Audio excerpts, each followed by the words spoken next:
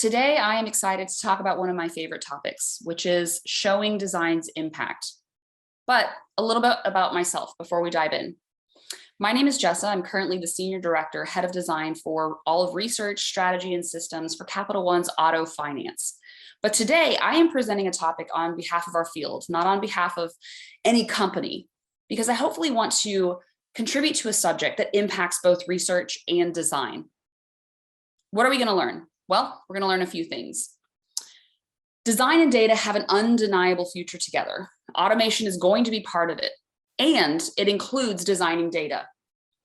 We're going to learn that we can measure design quality in objective, quantifiable ways, but it is hard.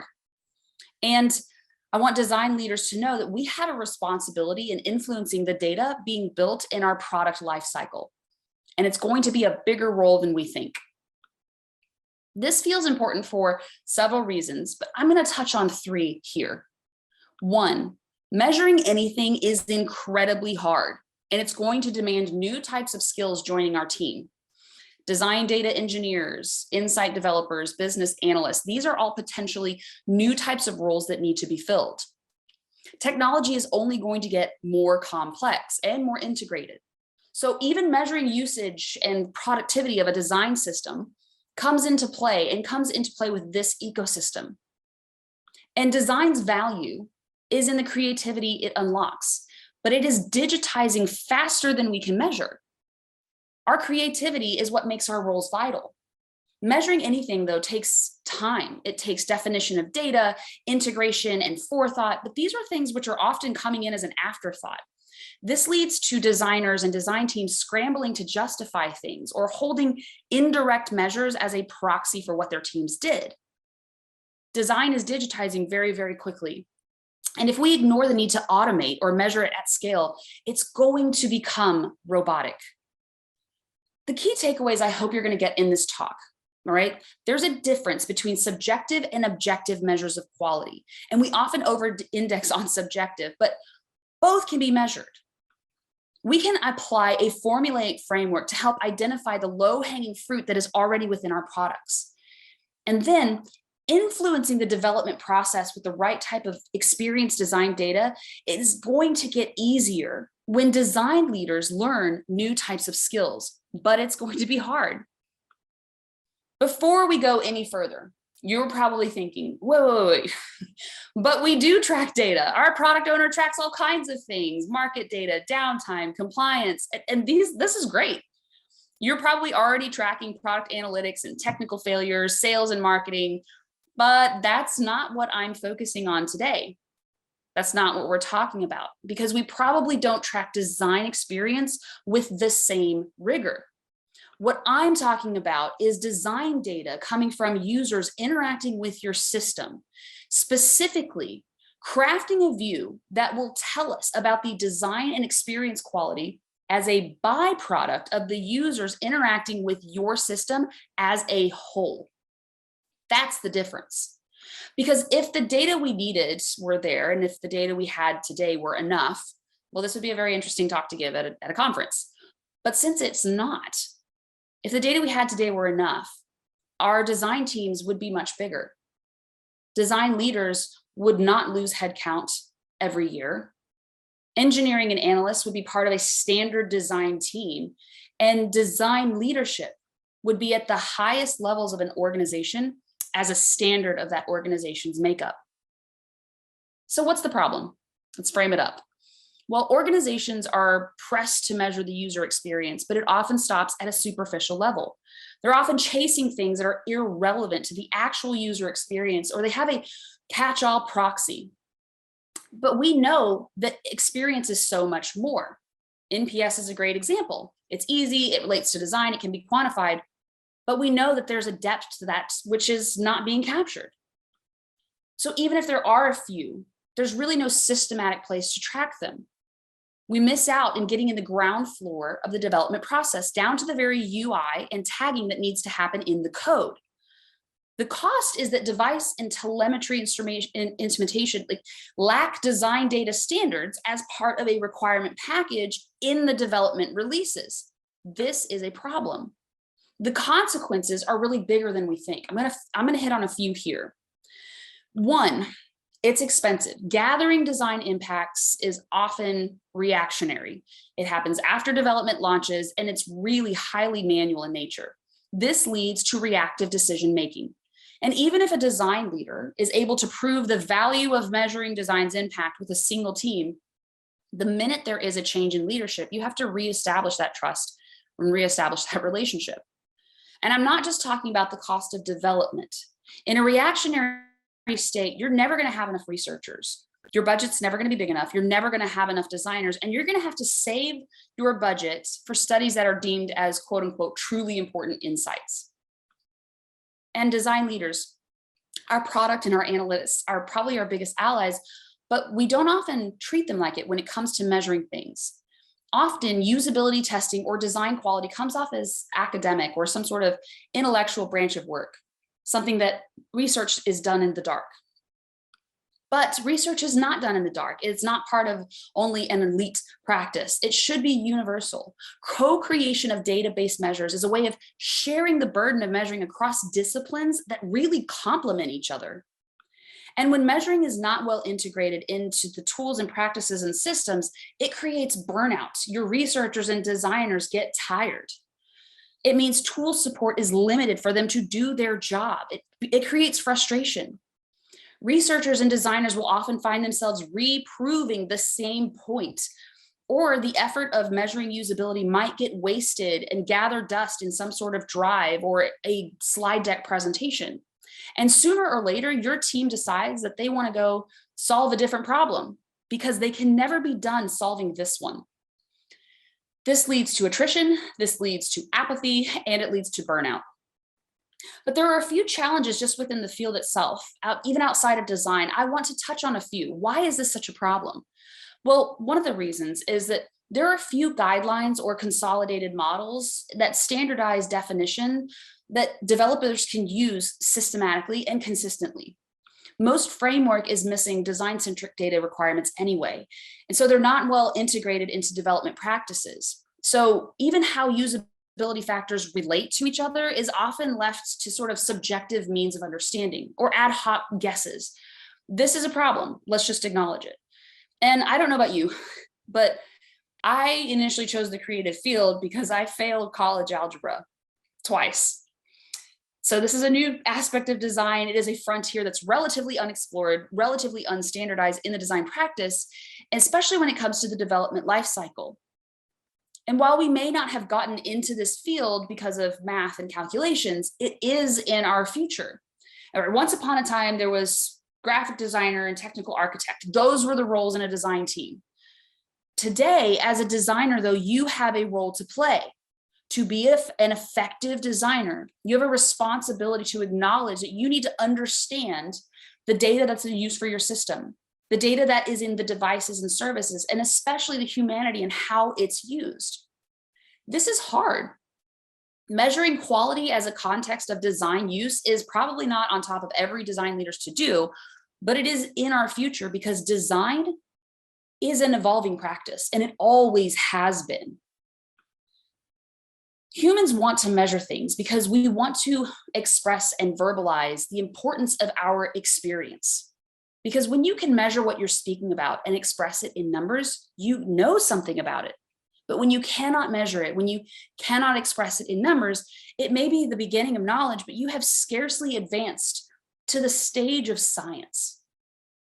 And what I hope this inspires and what I hope you get out of this is a systematic way for seeing how you might approach breaking down the complexity of numbers, forming allies with your product partners, and challenging your company to express with numbers the impact of design. So let's dive in. When it comes to measuring anything, measuring quality, quality is not one thing. It's nuanced, okay? But there is a difference between subjective and objective measures of quality. Both can be measured with the same category lenses. We're going to break those down. For the purposes of the talk today, I want to focus on usability, looking at objective ways that we can push standardization, instrumentation, and measuring at the product development level. thus freeing ourselves and our teams up to really take on the complexities in that subjective space. To do this, we decompose usability into three things, all right? Factors, criteria, and metrics. First, you determine the design factors that make up quality. We're all familiar with the big three, right? Efficiency, effectiveness, and satisfaction. But over the years, other factors have become dominant in the field. Things like trustworthiness and safety, and especially since the 80s, additional studies have started to include these factors. For example, safety is one that has had a recent spotlight, right? Safety in data, safety in identity, physical safety. But how we measure these and how we quantify design in these is really open in the field. It is fairly new in determining quality. This is the final frontier. Next, each criteria is actually made up of factors, all right? This is a subset of information that defines it.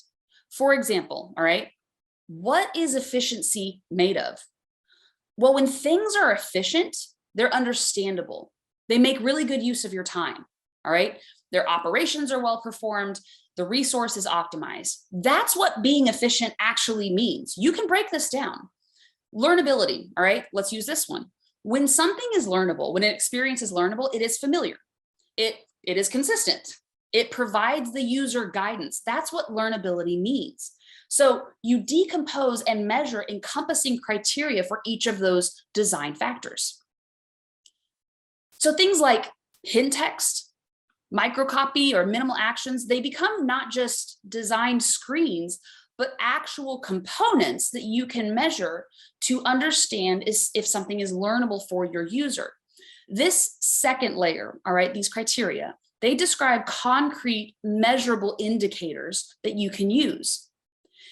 Definition of these is key, all right, not just for your design team, but for your product team as well.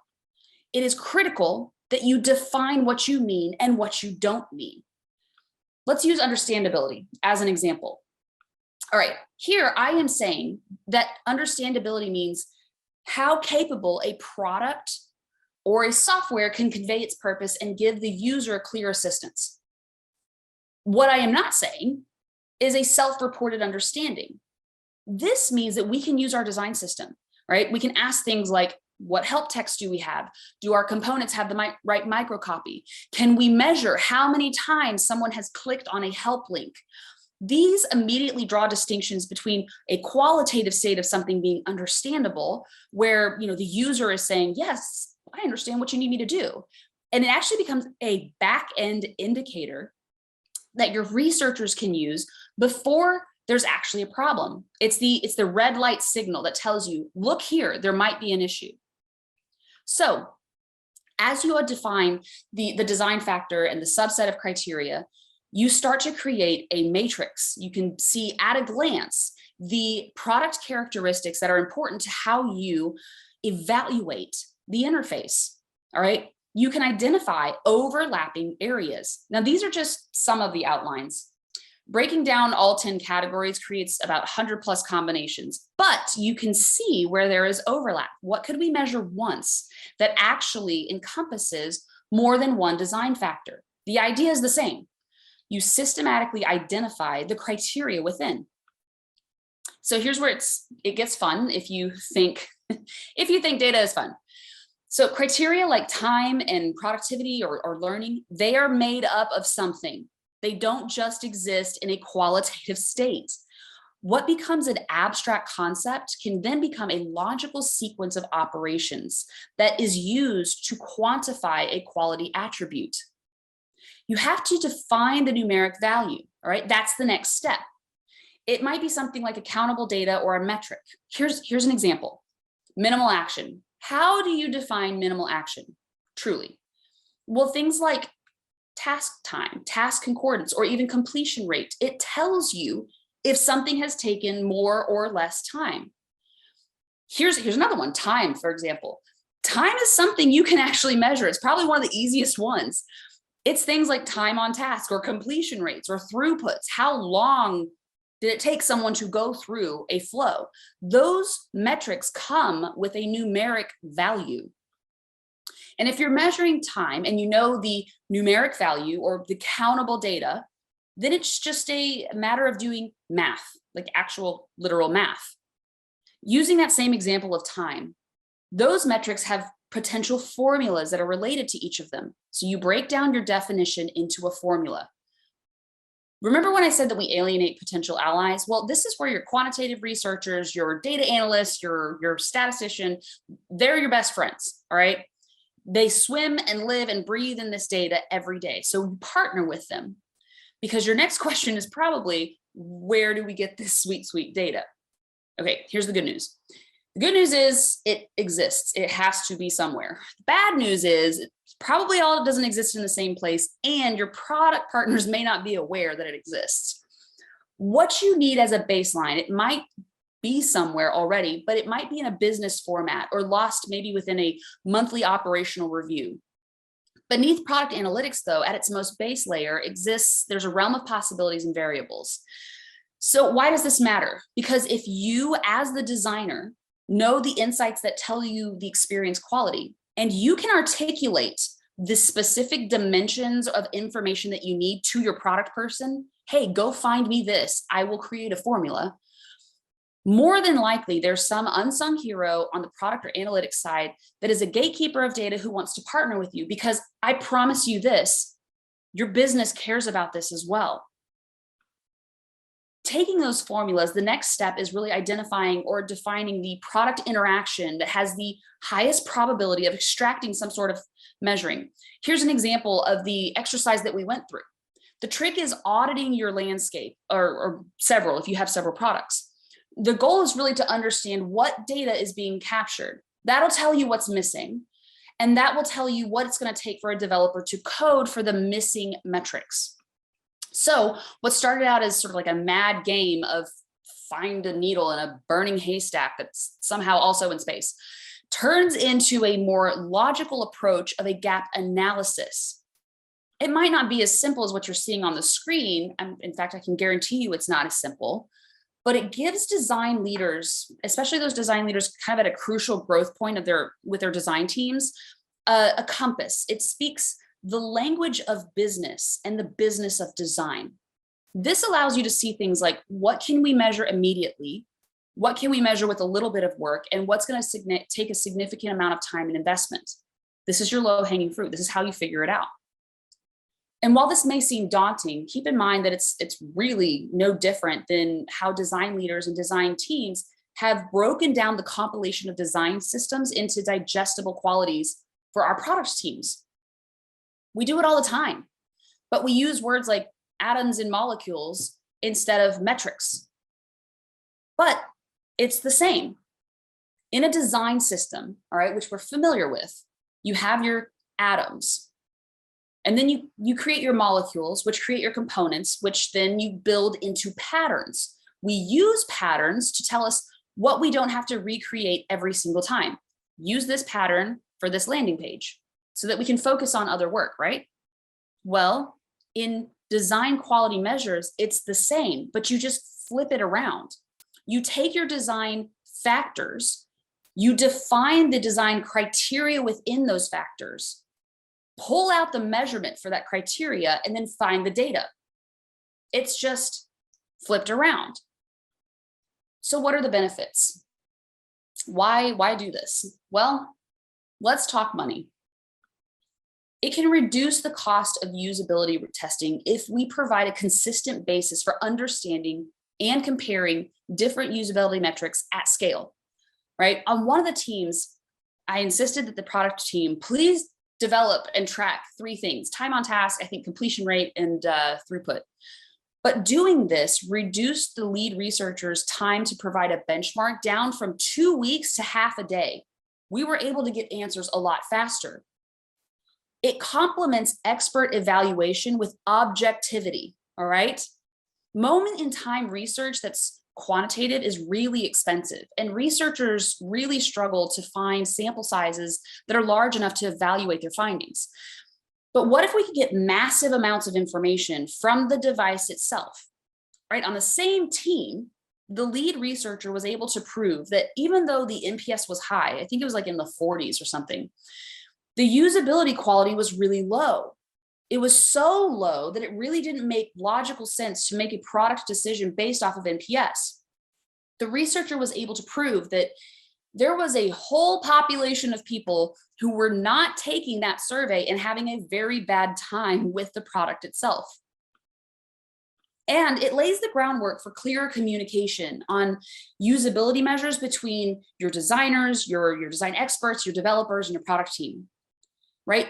Once this development team had implemented the code for just like one of these usability qualities, there was a light bulb moment. The time on task when we implemented the design changes, the time on task went down from like 3 minutes, I think, to 30 seconds. And the development team could see it. They didn't need research to come in and do another study and prove it. So without having to be in the room, they were able to look and understand the usability of a system. So one of the developers said, our usability measures have become the basis for how we understand if we've developed what design has given us. Paraphrasing, but that was the gist of it. And then finally, one of the biggest benefits in democratizing usability measurement is creating a foundation of consistent measures that are part of telemetry and instrumentation. By focusing on the data, engineering, design, research, product, you can all gather and rally around a common understanding. You can demystify what we need to talk about. Usability quality, they have clear connections, but this all needs to be taken with a grain of salt. Context is important. The connection between these things is the context of use. How humans are using this really matters, because usability without context of use is meaningless.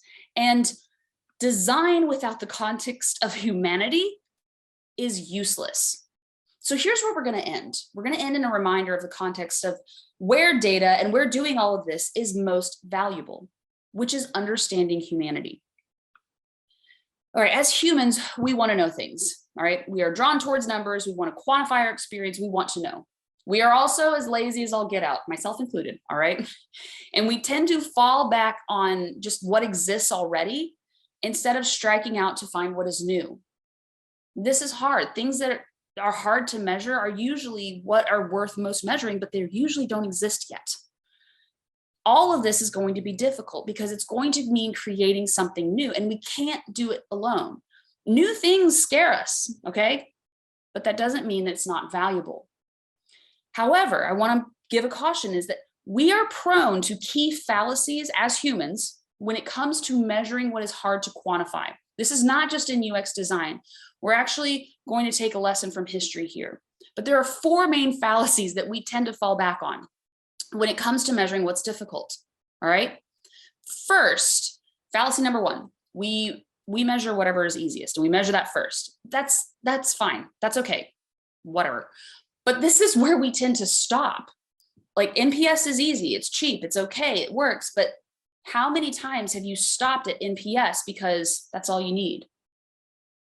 So fallacy number 2, we then disregard what isn't easy to measure, or we give it a random quantitative value. This is where it gets kind of dark. When companies try to measure things that are hard or give it a quantitative random value, it's misleading and it's fake. How many times has a company tried to measure productivity, right? You see videos of people looking at their computers, or people using fans to move their mouse because their computer is being tracked. That's a misleading level of indication for how productive you are. Because if there's one thing we know about humans, it's that we're incredibly creative when it comes to finding ways to outsmart the system. Fallacy number 3. Next, we assume that if anything cannot easily be measured, all right, it's not important. This is blindness. Employee well-being is not easy to measure, but it's important. Safety in the workplace is important, but that's hard to measure, right? Inclusive and equitable design is definitely hard to measure, but it is important. And fallacy number 4. Finally, we say that if something cannot easily be measured, it doesn't exist. But when we say that things do not exist because they're not easy to measure, We're saying that our reality is the only reality. This is suicide. The climate crisis is very hard to measure, but it's real and it's here. Human trafficking is hard to measure, but we should never say that it doesn't exist. The human experience is not easy to measure, but it does exist. And what I hope I've conveyed is a path forward, a first step in breaking down that which is difficult but necessary. And these fallacies are not new.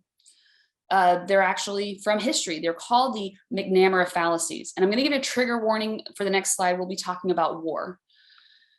Robert McNamara was the US Secretary of Defense during the Vietnam War. And being from Ford, he was a numbers guy. Body count was determined to be the number that would the metrics used to understand if the US was successful or winning. It was the easiest thing to measure. And it was a horrible mistake. Body count doesn't take things into consideration like chaos, destruction, terror, public mood, or even strategic progress. It was just the simplest thing to measure. Measures should reveal what we need to know, not what is easiest. And measures should reveal what we need to know about design. We don't just need to know NPS. We need to know NPS and accessibility. We don't just need to know sales. We need to know sales and productivity. This ultimately is a reflection of the internal philosophy and design strategy that you hold as a design leader. We need to measure what is worth understanding. Worth is a balance of value over cost. And too often, cost supersedes because it is easy to put a number to. But what are we doing as design and as design leaders if we're not building value? And what are we doing if we're not creating value for our future? I hope this gives you something to consider. Thank you for listening to my talk, and thank you for letting me be here today.